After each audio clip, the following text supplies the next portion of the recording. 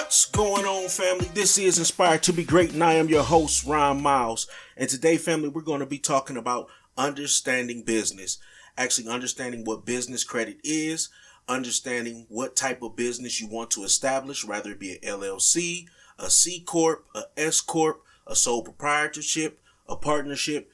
Just trying to get an understanding of exactly what you want to do and how you want your business to run. And to be honest, a lot of them are very similar. They're only different by the way you're able to be taxed on them. You take a S Corp for consideration. A S Corp is special tax status, eliminates double taxation that could possibly happen on a C Corp. Now, I know a lot of people will say, well, why would you want to go with a C Corp? And one of the most common things that people go with nowadays is either a sole proprietorship. Actually, about 70% of business owners go in as sole proprietorship, and then they either develop into a C Corp or S Corp or LLC. The next most common is an LSC. Why? Because it takes on the aspects of both a sole proprietorship and a corporation. It all depends on which way you want to go. And it really, like I said before, it breaks down how you want to be taxed. That becomes a big part of it. But I like the C Corp. It was the very first one. If you want to say it was the mother of them or the grandfather or the grandmother, whatever it was the very first one that they came up with. And it's how a lot of businesses, actually, a lot of big businesses, not small businesses. Small businesses go with sole proprietorship or LLC. A lot of big business, big, huge corporations, your Walmarts, your Lowe's, a lot of mainstream companies that go with C corporations. Why? Because it's more apropos for them to be a C Corp because they can alleviate some of the taxes that you may find on smaller businesses. That's why you always see the government, as you may see now, want to give tax breaks to big businesses, not small businesses, but big businesses. Now, they may play it out as business owners, but if you actually look at how the taxes break down, they're giving benefits to big businesses, not small businesses. Small businesses will actually become taxed more because you don't make a certain amount. So, like I said, I personally like C Corps. Now, don't get me wrong, all of them have their pros and their cons. But with the C Corp, yes, you will get taxed twice because they will tax you on the actual income that was made on the corporate level, and you'll be taxed on the shareholders part of it as well if you have shareholders in your corporation.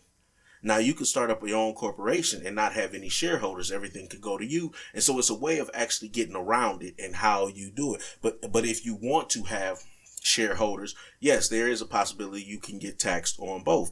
That's why you get you a good CPA. No, you don't go to TurboTax. No, you don't go to H&R Block, Jackson Hewitt, or any of those. You actually get you a certified public accountant, and you allow them to walk you through how your business should be set up. Now, as for the S Corp, like I said, you will only get taxed once. You'll get taxed on the income level, but the shareholders part, you will not get taxed on. As for an LLC, most companies now are considered LLC. Why? Because the corporate taxation can choose between filing taxes as a C Corp or an S Corp. An S Corp, like I said, is considered a pass-through entity, which means the business itself isn't taxed. Instead, the income is reported as the owner's personal tax returns. So it's almost like running a sole proprietorship. That's why they say LLC could be used as both, depending on how you decide you want to be taxed on it and how you actually bring in your income. So, it's very, very critical to understand which one you want to go with. Like I said, back to original C Corp, is a business term to distinguish this type of entity from others, as it is for profits are taxed separately from the owner's understanding sub-chapter C of the Internal Revenue Code. In an S corporation, the profits are passed on to the shareholders and the taxes are based on personal returns. So you really want to dive deep into understanding which one you want to get into when starting a business. But I will tell you, no matter which one you get into, you want to go into a corporation. You don't want to go into a partnership. You don't want to go into a sole proprietorship. Yes, those are good. A lot of network marketing companies or home-based companies do sole proprietorship, and there's nothing wrong with them. But you can't get the benefits that a corporation will get you, i.e., bank loans, actual building credit, business credit with, being able to get credit cards through your business, being able to get cars and homes through your business or trust, whether it be profit or not for profit. I mean, these are the things that a corporation allows you to do. And it's some of the things that a lot of people don't talk about. They just want to tell you, oh, join this company and or become an independent agent of this company and you'll have your own business. Actually, you're part of somebody else's business, because if that company shuts down, then you're not getting paid anymore. So I tell people all the time, it's better to start your own.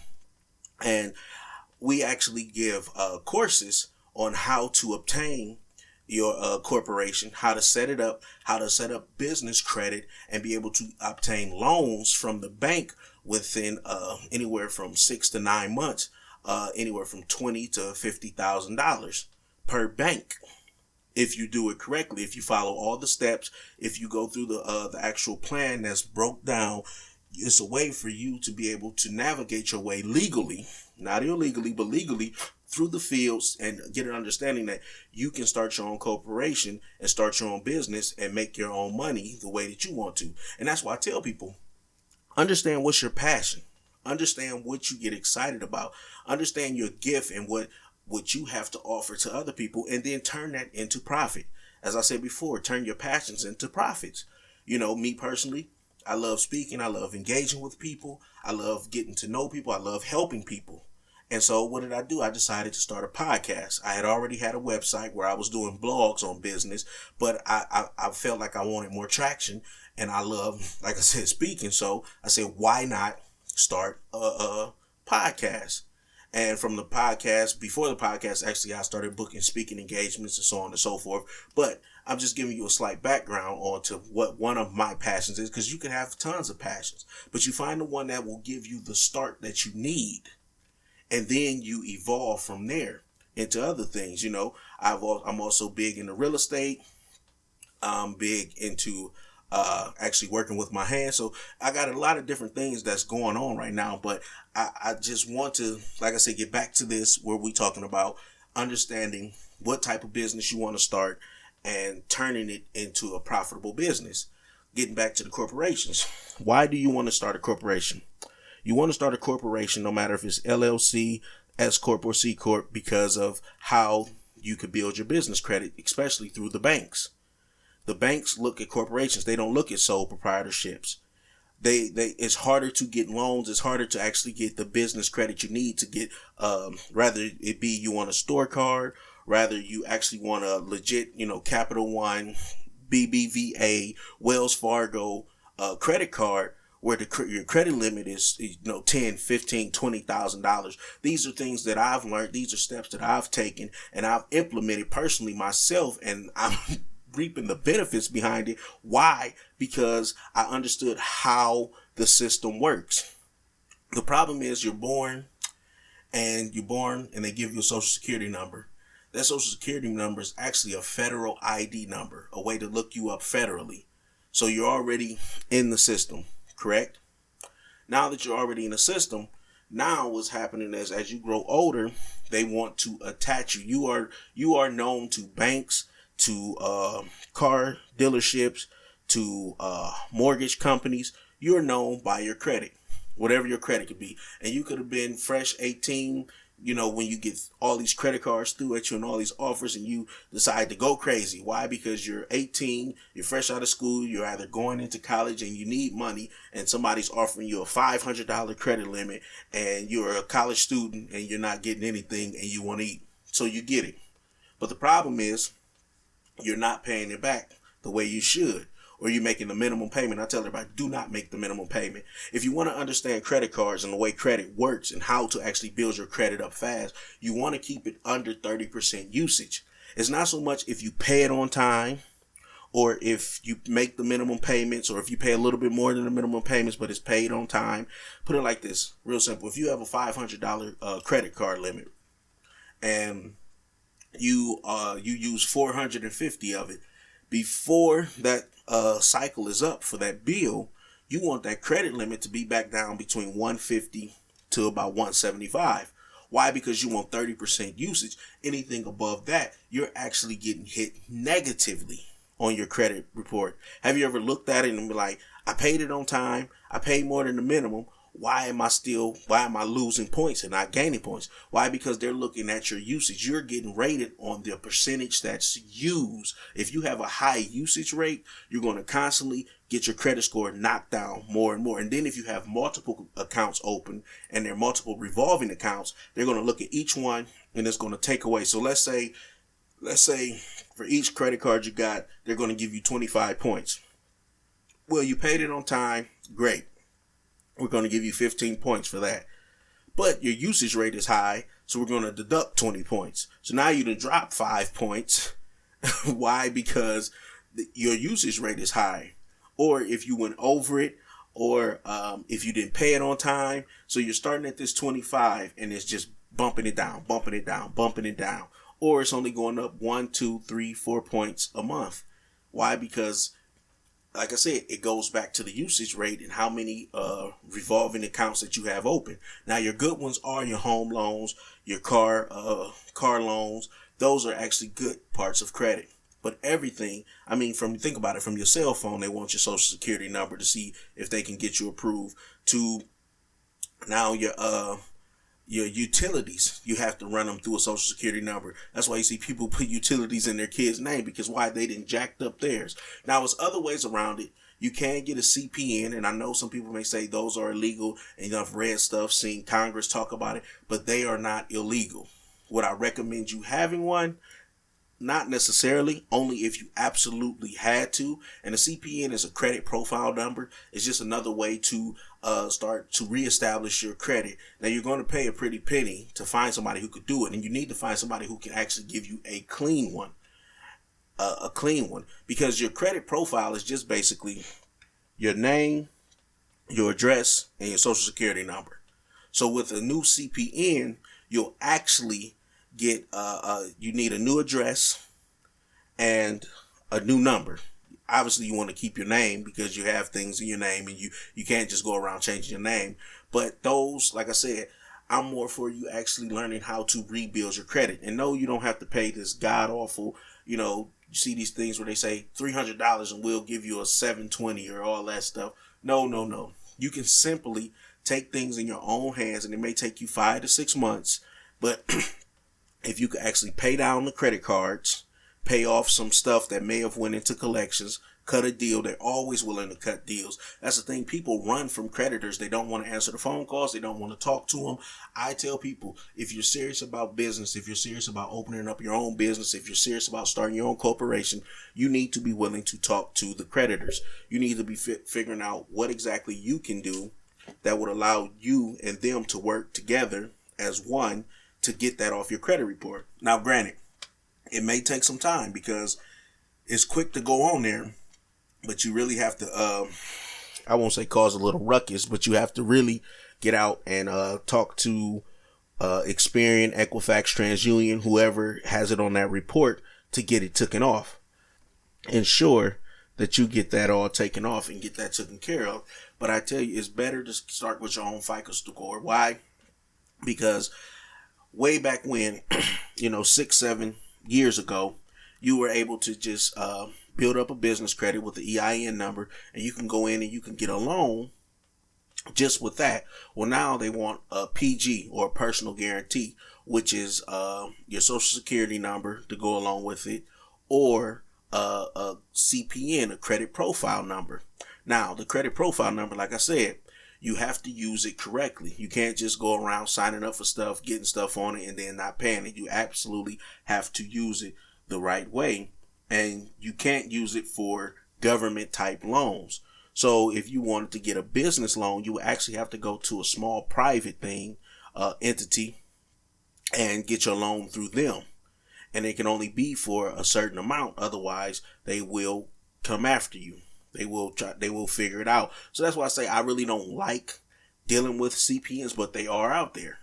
They are out there, and I know a lot of people who have used them and have used them well and correctly, and were able to get themselves reestablished. And recently, one of them just got a $15,000 loan from the bank after about 7 months, to help start their business. So you need to know what your business needs. Now, no, you may not need 100,000, 150,000. You may only need 10 to 15,000 to actually get your business up and going. Depending on what it is, you may need a little more. You may just want to get it, not even deal with actually getting a loan from the bank, because you have to understand how the bank works and how the credit works, especially the business credit, how it's ranked in 5 different tiers, and understand which tier you want to get to be able to unlock certain things. Now, you could just reach the tier where you're dealing with straight credit cards, and you can get 2-3 credit cards with $10,000-$15,000 limits on them, and you could put the stuff on your credit cards and then just pay it back like that. Now, have I done that? Of course, I have, and but I took a credit card with that that had an $8,000 limit and only spent $3,000 on it to get some of the equipment and some of the things that I needed to be able to establish myself. So, and you could use that just using straight EIN number, depending on who you go through. I tell anybody though, if you're starting a business, like I said, go with the corporation, get an understanding of which corporation you want to deal with and how you want to pay the taxes on it. But most importantly, you want to be able to establish it. Get your Duns and Bradstreet number. Make sure that it's reporting to Equifax Experience and credit.net. You want to also ensure that you have your trade lines open if need be. If you have to establish net 30 vendors, which you just may have to, you want to make sure you do all that. And like I said, we have a whole system, a whole series that you could be a part of, which will show you exactly step by step how to walk through it, how to actually get your business up and going, and how in 6 to 9 months you will be able to get $20,000, $30,000, $40,000 from a bank. Cash on hand, not a credit card, not a loan for a car, a loan for a house. I'm talking about cash on hand. Then done this twice now and figured it out. So, and not just for myself, but for other people. So it's a system and it's a game that's being played, and you have to understand how to play it. It's kind of like the Matrix. If you understand the Matrix and how it operates, you're just going to be one of the faceless people in the Matrix that's being played. So, back to the original topic. Understand what you're looking for. Actually take a deep dive and look into which corporation you want to be, whether it be an LLC, S Corp, or C Corp. Like I said, I prefer C Corp. Why? Because it was the original one, and it's the one that you can get a lot of different tax breaks on. That a lot of big businesses use C corporations. They don't go LLC. But you can go LLC, and I've learned dealing with the banks like to see C corporations a lot more, or they're more apt to and more easy to deal with a C corporation that's for getting the loans than they do for the other ones. But you can still get loans using either one of them. I mean, it really doesn't matter.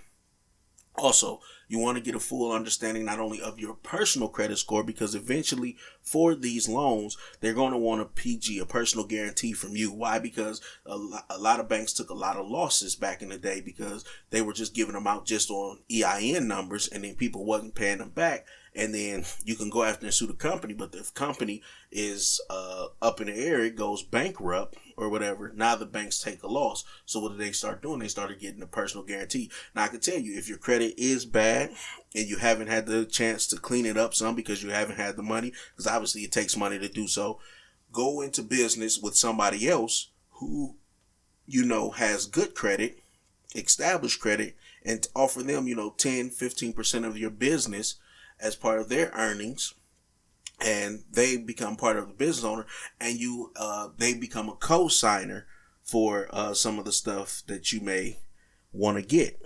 So you want to look into that as well. That's another way of doing it. Or you can go about, like we spoke about earlier, about actually acquiring a credit profile number, a CPN. Like I said, those could be pretty expensive depending on who you go with. And you want to make sure the person you go with is letting you know that yes, you do need a new address, and yes, you will get a new clean number, because there have been people who've been caught up who've been resold old used numbers, and now you have double trouble, because now you have people coming after you for your own personal social security, and now you got them coming after you for somebody else a used credit profile number. Like I said, with credit profile numbers, you can't get a job with them. Why? Because you need an actual federal ID number, which is your social security number. But you can, rent homes. You can get credit cards.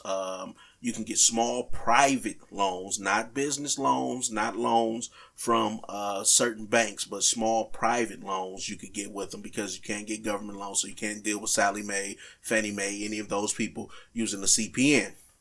But they do work. I've known people to use them, but you have to use them correctly. You have to use them right, and you have to build the credit. And it just takes longer than using your own personal credit. So, like I said, then you you go off and you want to establish your own business. You need to understand what Duns and Bradstreet is. You need to understand what a paydex score is. You need to understand your SIC codes, your NAIC codes. It's a lot of different steps, and it sounds like a lot, but it's really not. It's really simple once you get a full understanding of how to do it, what steps to put it in, and how to actually start a business. So with that being said, family, please leave your comments, your reviews, subscribe to the website. Also, if you have any questions, please, like I said, reach out to me on my Facebook page, same as the podcast name, Inspired to Be Great. Leave your questions there. You can also reach us at the website, www.ronaldmiles.com. That's RONALDMYLES.com. And check us out on iTunes, Stitcher Radio, and we just got picked up for Blueberry Radio as well. So happy about that, and I want to thank you guys once again for tuning in. Remember, greatness only happens when you make good the enemy of great. Have a good one, family.